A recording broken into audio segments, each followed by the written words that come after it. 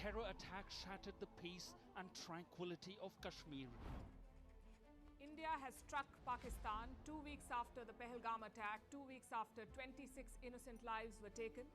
India and Pakistan have taken each other to the brink of war in recent weeks. Well, Pakistan and India exchanged fire across their border overnight.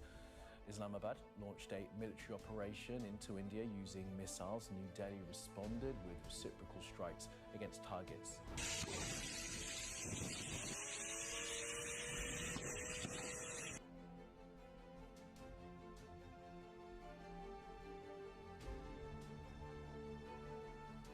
Bathambi kahle eveni leNdiya kulandzela kwekuthi live leNdiya lihlasele live lePakistan.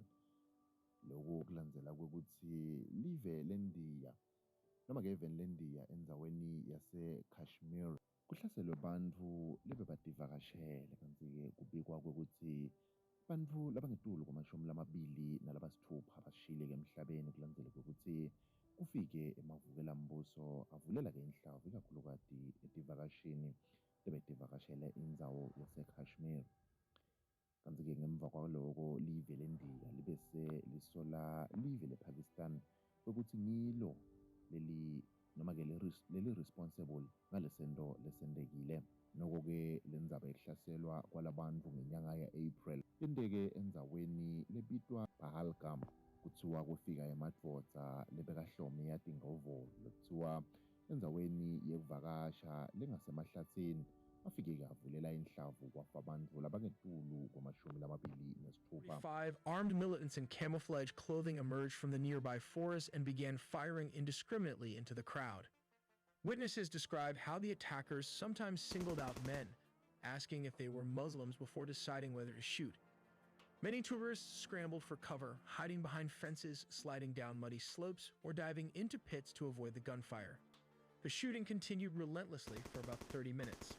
By 3 o'clock in the evening, the attackers were targeting tourists attempting to escape near the few available exit points. In the brutal attack, at least 26 people were killed, including a Navy officer on his honeymoon and a former banker. Kanti-ke lena ndzaba yende kokuthi lamave lamabili asolane kokuthi kungathi kukhona lahlasela noma ke ayahlaselana live leNdiya lisola kokuthi ngilo live lePakistan lelihlasele noma ke lithumele kakhulukati lamavukelambuso ukuthi ayawuvulela inhlavu labantu lebebahledi noma ke lebebakhona bavakashele leyandzawo. Kanti ke live leNdiya lena ndzawo noma lena ndzaba liyendeke lakwata kakhulu nekokuthi laseke selifuna kusebenzisa tona ke indzaba tekuthi kuliwe nekokuthi kuchume tona ke tipamu. India exercised its right to respond and preempt as well as deter more such cross-border attacks. Bharat पर आतंकी हमला हुआ तो मुंह तोड़ जवाब दिया जाएगा.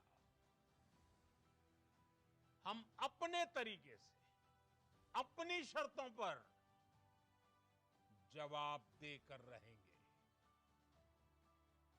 हर उस जगह जाकर कठोर कार्रवाई करेंगे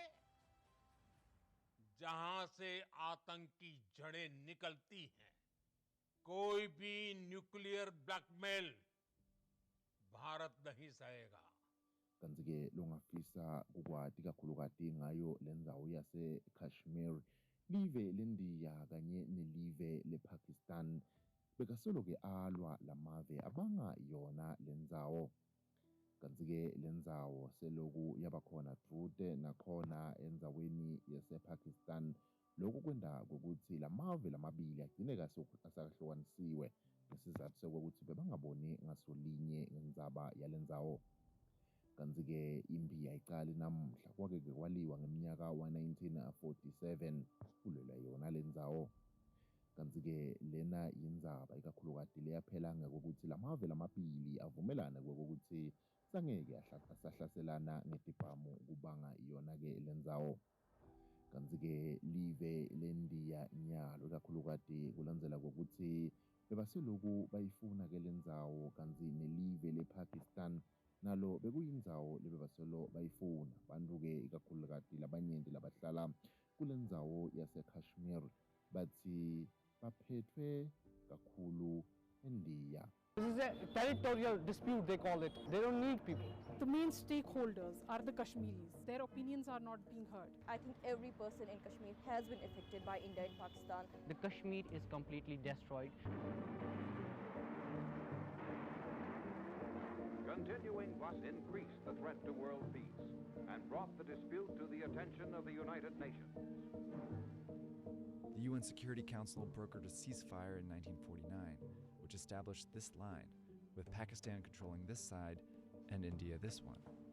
It also asked Pakistani tribesmen to withdraw and Indian troops to follow so that Kashmir could hold a direct vote to decide its own future. But neither held up their end of the deal.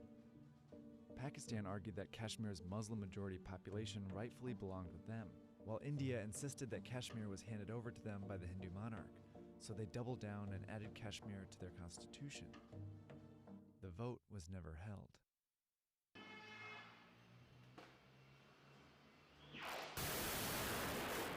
Kanti-ke kuthiwa emavikini lamabili live le-India lahlasela live le-Pakistan, kanti-ke live le-Pakistan laseke nalo liyaphendvula, kanti-ke lithi lona live le-India beli-exercise wona-ke ama-rights awo noma-ke bekulilungelo lawo lokuthi bavikele sive sabo lesihlaselwe endaweni yokujabulisa eKashmir.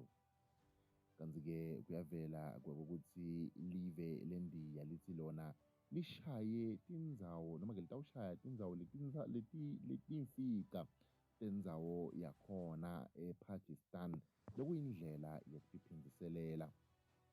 Kanti-ke ikakhulukati baqaleke ngayo indzawo yasePakistan lebitwa-ke ngayo iPunjab province lokulidolobha lelikhulu lelikhona-ke ePakistan.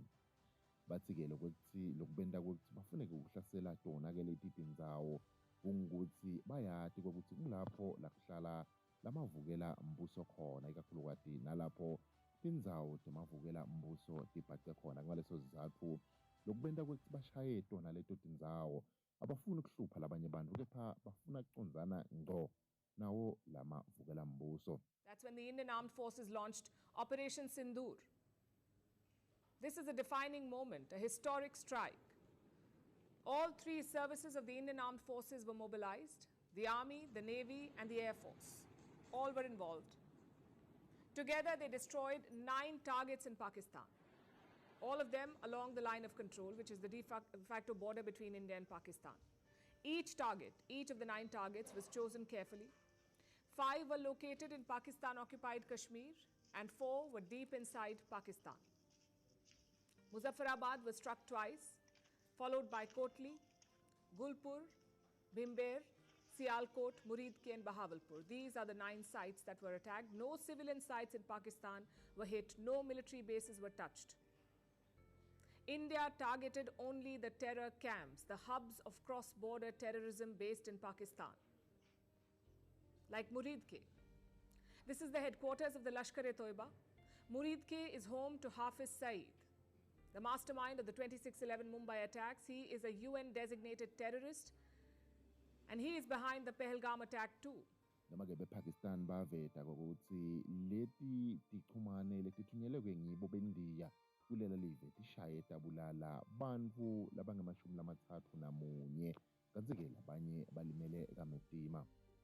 Kanti-ke kuyavela ukuthi la bona-ke belive lePakistan abafuni ukuthi ifike-ke khona-ke etandleni, ngoba-ke ifike etandleni kungenteka-ke ifake-ke wona-ke umhlaba wonke.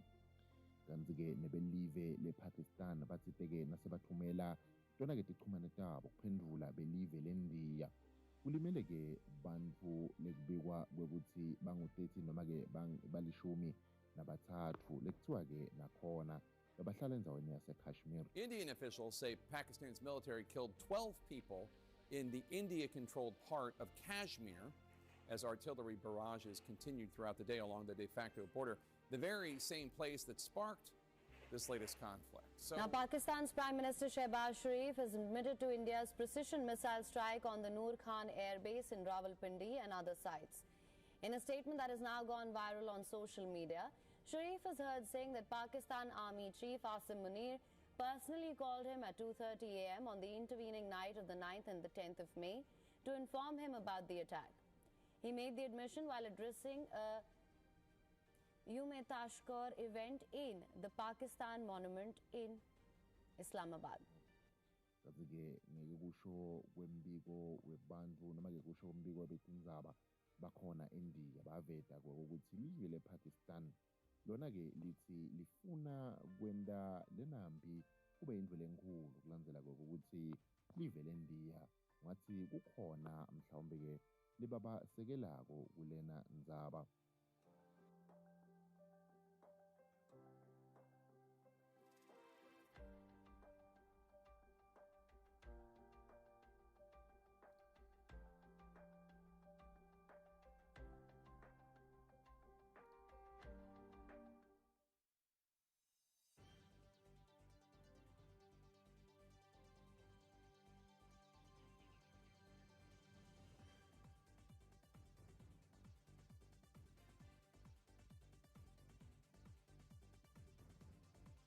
SafeMusicList.com, royalty-free music for marketing and promotional videos.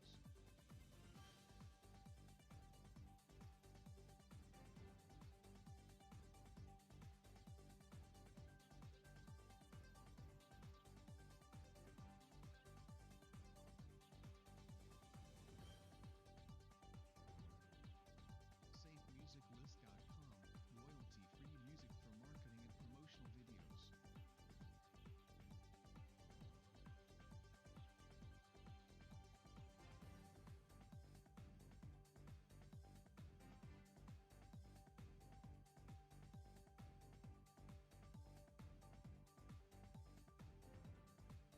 SafeMusicList.com, royalty-free music for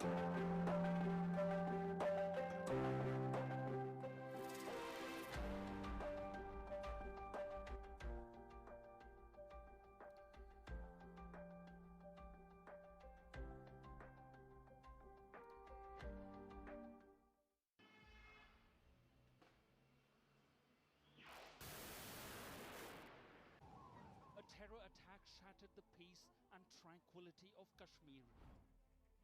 India has struck Pakistan 2 weeks after the Pahalgam attack, 2 weeks after 26 innocent lives were taken. India and Pakistan have taken each other to the brink of war in recent weeks. Well, Pakistan and India exchanged fire across their border overnight. Islamabad launched a military operation into India using missiles. New Delhi responded with reciprocal strikes against targets.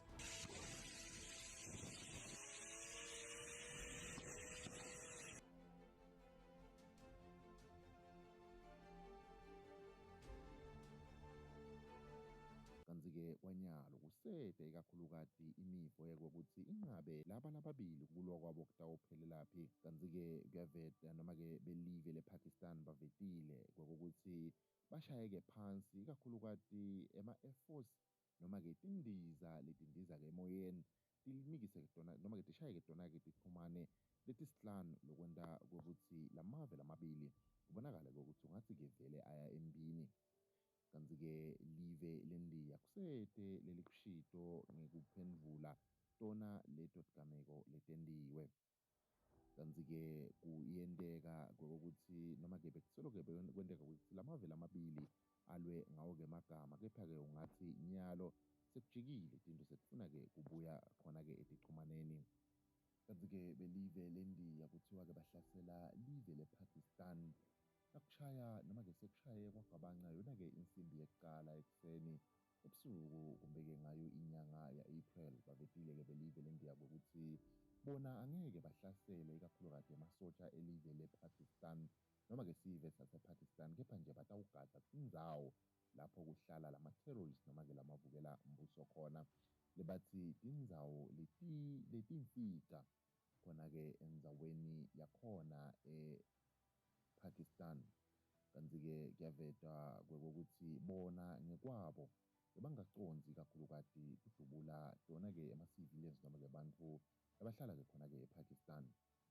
Live leNdiya alikakufihli-ke kokuthi bakhona bangani lebanabo lebangabasita nakungathiwa sekusuka yona-ke yimpi lokufaka ekhatsi live le-Engilandi, live le-United States of America, live le-Russia, live le-United Arab Emirates kanye nelive le-Saudi Arabia. lawa-ke ngemave ikakhulukazi lahamba imbili emhlabeni uma-ke kubuywa kuteta impi. Live lePakistan livetile kokuthi litakuphendvula. Live leNdiya nalo ngenhlanye lithi ligadzile kokuthi live lePakistan ingabe lititshele ngani. Noko-ke live leNdiya kubikwa kokuthi lirelease statement lesivetako kokuthi bona abafuni kushaya impi yelive lePakistan noma-ke bantu bakhona, kepha-ke bafuna kushaya tindzawo lapho kuhlala lamavukela mbuso khona. Kanti-ke kuyaveta kokuthi live lePakistan lente-ke kokuthi sale-ke sale kubabete kuthengiselana kulamave lamabili lokuyindlela yokuthi live leNdiya soceke ngalo. Kanti-ke live lePakistan ikakhulukazi selikhokhe-ke secwayiso lasinikisa kiyo-ke indzawo yaseKashmir kokuthi loku lokwentekako ikakhulukazi lokwentiwa ngilo live leNdiya kusengabuya etandleni kube yimpi lenkulu ngendlela lemangelisako. Bilateral trade between India and Pakistan has fluctuated sharply in recent years, especially after the 2019 Pulwama terror attack. Trade volumes plummeted from 4,370 crore rupees in 2018-19 to just 2,257 crore rupees by 2022-23. However, last year saw a rebound to 3,886 crore rupees, which is the highest in 5 years before the new restrictions took effect. Cargo volumes have followed the same downward trend, shrinking from nearly 50,000 consignments in 2018-19 to fewer than 4,000 by 2022-2023. In dollar terms, India and Pakistan trade now hovers around $2 billion annually, which is a far cry from the $37 billion potential that the World Bank once estimated.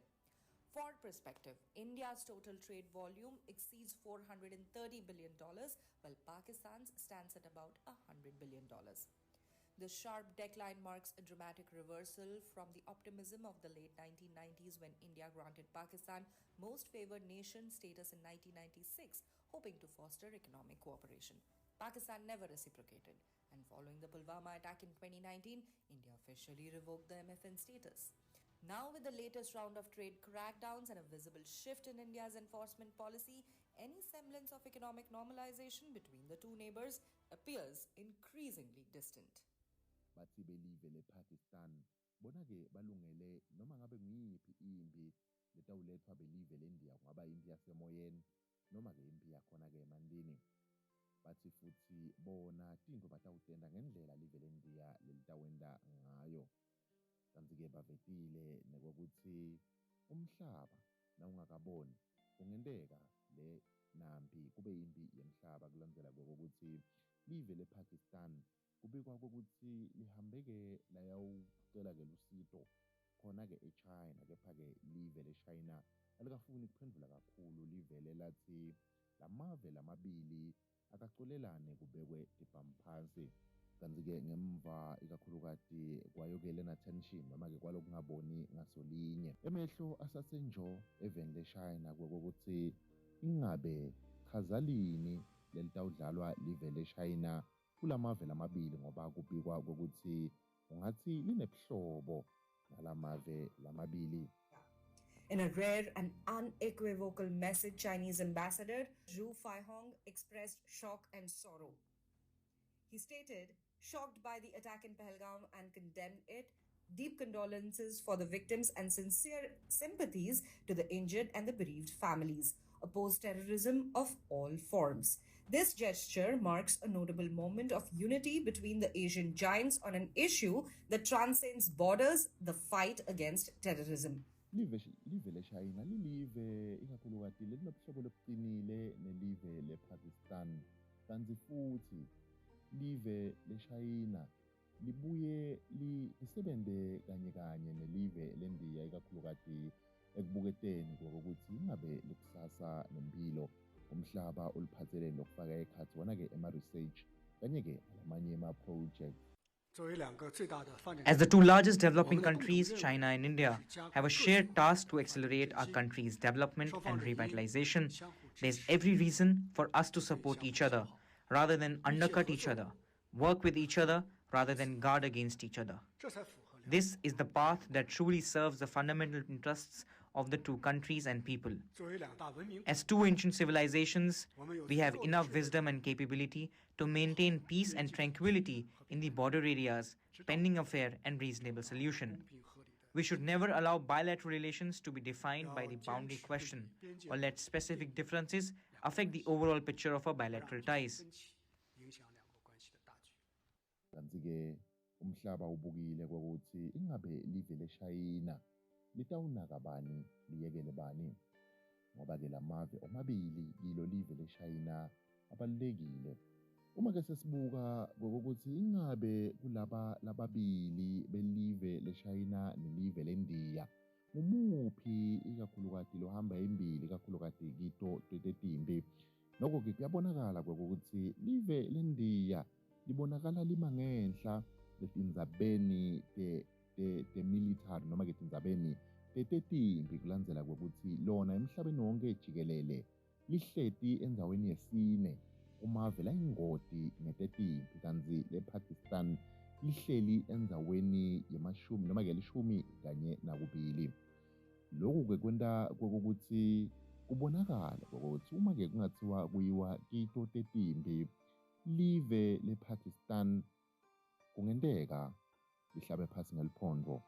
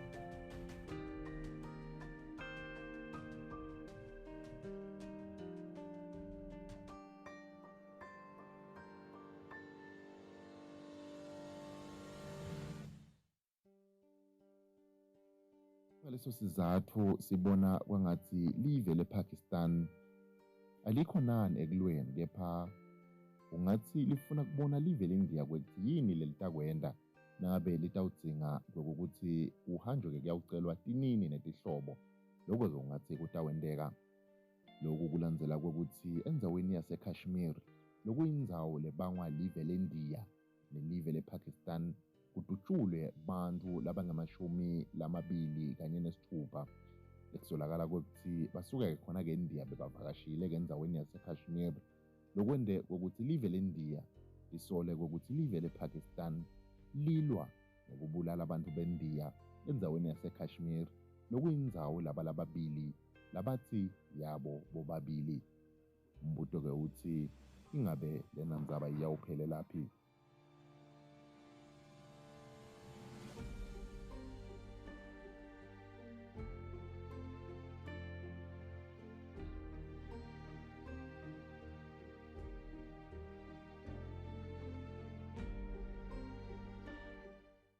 Manelo muhle asati kokuthi ingabe ngubani loluhlupho ngubani loyinkinga kepha kuyasolakala ukuthi inkolo yabo ifuna kungafani njengoba emaPakistan anenkolo yawo kanike nawe emandiya aneyawo inkolo kwangathi lababili kuloko lebakubangako. Indzaba yabo ingabe iyawuphethwa kuthini eluhlelweni lwe-political eye loko Mwanelo muhle siyawuchubeka nako sinilethele kona emalangeni letako. Sale kahle.